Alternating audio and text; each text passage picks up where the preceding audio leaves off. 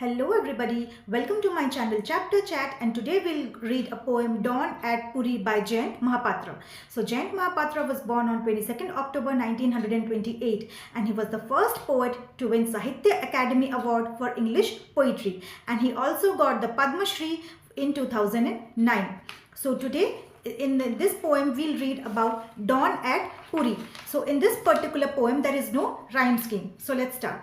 Let me tell you, you all must have heard about पूरी. पूरी जो है वो एक फेमस प्लेस है उड़ीसा में. और क्यों फेमस है? क्योंकि वहाँ पे the famous auspicious Jagannath temple वहाँ पे सिचुएटेड है. और दुनिया में बहुत सारे लोग हर साल lakhs of people they come to visit the Jagannath temple.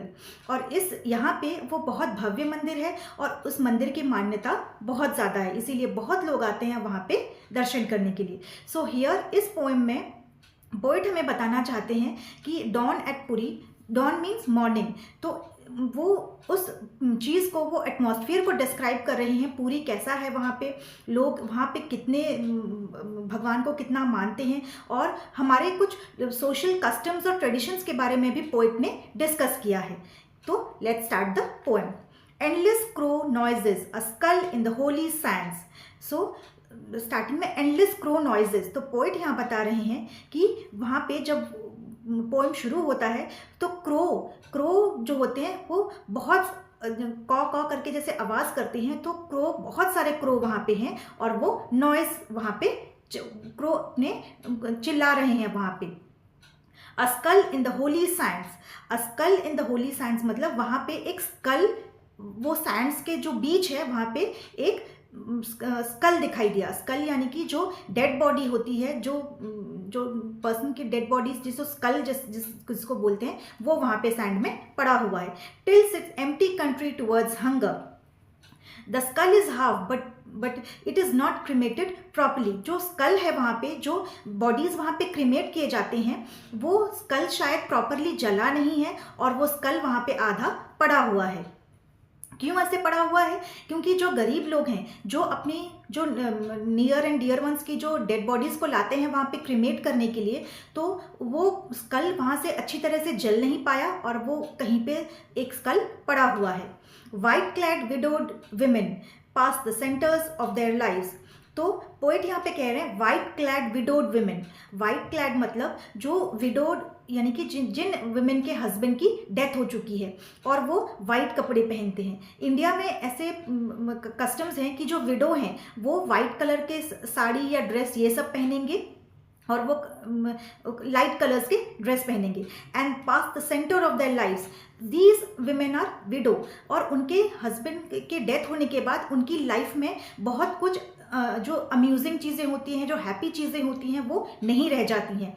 उनको अपने वाइफ हस्बैंड के डेथ हो जाने के बाद उनको अपनी लाइफ बहुत सिंपल वे में जीना होता है. उनके लाइफ में वो बस मंदिर जाएंगे, पूजा पाठ करेंगे और मेडिटेशन करेंगे और उसी में उनकी लाइफ वो स्पेंड करेंगी. ऐसे कस्टम्स में, जो पुराने कस्टम्स हमारे रिचुअल्स हैं, वैसे उनको इन्हीं चीज़ों का फॉलो करना है. ऐसे उनकी लाइफ में उनको ज्ञान दिया गया है.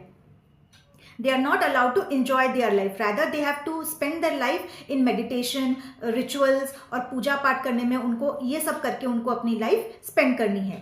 So these widows are waiting to enter the great temple. और मंदिर के बाहर वहाँ पे ये विडोज जो हैं वहाँ पे लाइन बना के खड़े हैं और वो वेट कर रहे हैं कि कब जाके वो मंदिर में जाके एंटर करेंगे और गॉड के दर्शन करेंगे वहाँ पे. Their austere eyes, austere means hopeless eyes. उनकी आंखों में कोई भी होप नहीं है, कोई भी ड्रीम्स नहीं है, क्योंकि उनके हस्बैंड के डेथ हो जाने के बाद उनकी सारी ड्रीम्स जो हैं, उनके हैप्पीनेस जो हैं, वो सब खत्म हो गई है. Nobody is there to take care of them. और उनको ये अलाउड भी नहीं है कि वो जाके कहीं पे कुछ जो अच्छी चीज़ें, हैपनिंग चीज़ें होती हैं, खुशी चीज़ें होती हैं, वो जाके वो इंजॉय करें. वो अपना टाइम मेडिटेशन में, पूजा पाठ में, इसी में वो स्पेंड करेंगे.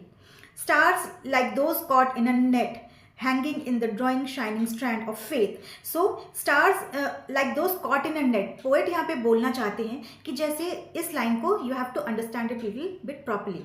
जैसे फिश होता है, फिश को अगर आप नेट में पकड़ लो तो फिश कैसे छटपटाती है बाहर आने के लिए, और वो छटपटाती है कि वो फिश कैसे, बेचारी फिश, वो नेट से बाहर आए और उसकी फ्रीडम उसको वापस मिले. एग्जैक्टली लाइक दैट ये विमेन जो हैं ये अपने हस्बैंड के डेथ के बाद एक नेट में जैसे फंस गई हैं और उनको एन्जॉयमेंट करना अलाउड नहीं है, कोई भी हैप्पीनेस, खुशी चीज़ में उनको बुलाता नहीं है, किसी भी अच्छे काम में उनको नहीं बुलाया जाता है. So these women they are not happy with their life, और वो छटपटा रही हैं कि कहीं से कुछ तो हो और उनको जैसे बचा लिया जाए ताकि वो भी अपना लाइफ इंजॉय कर सकें, और उनको भी खुश रहने का हक है, but they are not happy, और उनके लाइफ में कोई होप नहीं है, कोई ड्रीम्स नहीं है, कुछ भी नहीं है.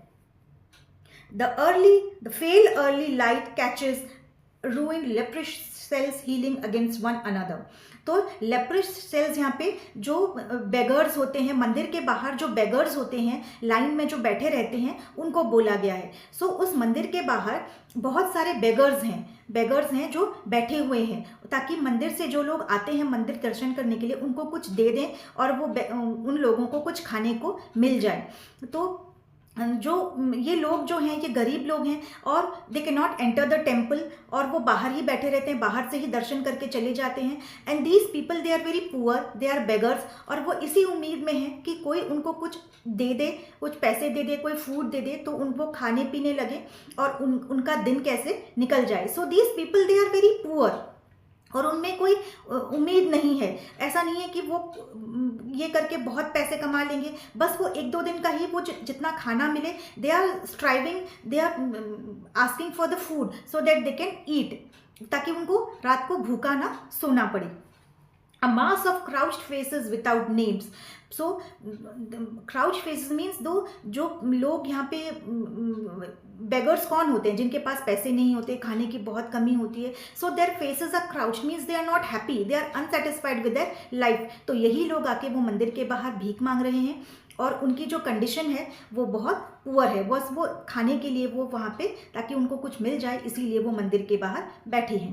And suddenly breaks out of my hide into the smoky blaze of a sullen solitary pyre that fills my aging mother.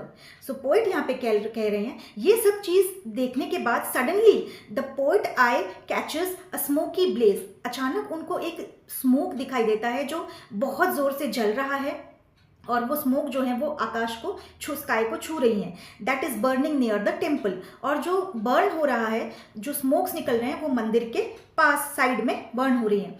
The poet is standing here and her mother dead body is burning there. जो poet हैं वो वहाँ पे खड़े हैं और उनकी mother की जो डेड बॉडी है वहाँ पे वो जल रही है, और उसी डेड बॉडी से जलते हुए फ्लेम्स निकल रहे हैं और जो स्मोक है वो निकल रहा है. And the smoke is touching the sky. Twisting her last wish to be cremated here, twisting uncertainly like light on the shifting sands.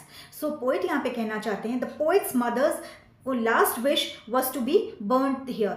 तो पोएट की जो मदर थी उनका लास्ट विश था कि जब उनकी डेथ हो जाएगी उनको यहीं पे बर्न किया जाए, और उनकी ये आखिरी इच्छा पोएट पूरी करने के लिए यहाँ पे लाए हैं. तो फिर वो जब वहाँ पे खड़े थे ये सब जो साइंस चीज़ें हैं उनको वहाँ पे दिख रही थी, और लास्ट में उनको कहते हैं कि उनकी पोएट की जो मदर हैं उनकी डेथ हो गई है और उनका जो जल रहा है पायर वहाँ पे जल रहा है, तो वहाँ से ये स्मोक निकल रहा है. एज इफ वो स्मोक्स भी जब उठ रहे हैं तो एज इफ लग रहा है कि उन ऑथर की जो मदर हैं, पोएट की जो मदर हैं, उनको वो जो चाहती थी वो उनको पोएट ने दे दिया है. उनका लास्ट विश था कि उनको वहाँ पे जलाया जाए, और पोएट वही काम वो यहाँ पे करने आए हैं. सो this is the end of the poem. But इस पोएम का जो बेसिक जो थीम है वो ये है कि बैकग्राउंड ये है कि हमारा सोसाइटी जितना भी इम्प्रूव कर लिया हो, फ्रीडम आ गई है, इम्प्रूवमेंट, बहुत सारी चीज़ें आ गई हैं, बहुत कुछ हमने अचीव कर लिया है लाइफ में, but if you see there are certain customs और ट्रेडिशंस कुछ हैं हमारे सोसाइटी में, जो जैसे ये विडोज़ हैं, विडोज़ को आज भी बहुत सारी चीज़ें करने की जो पुरानी जो प्रथा चली आ रही है वो वही चल रही है। They are not allowed to marry making, they are not allowed to have a pleasurable life. तो ये सब चीज़ें जो हैं, जो गरीबी है, जो विडोज़ की जो कंडीशन है, ये सब अभी भी वैसी की वैसी है और ये सब सिचुएशन चेंज करना बहुत ज़रूरी है। तो पोइट यहाँ पे यही बताना चाहते हैं कि ये जो डाउनट्रॉडन कंडीशन है, जो विडोज़ की, जो पुअर पीपल की, ये सब जो रूल्स है जो सोसाइटी ने बनाई है, ये रूल्स थोड़ी बहुत चेंज होनी चाहिए। So this is the end of the poem. I hope आपको पोएम समझ में आई हो and please do subscribe to my channel. Thank you.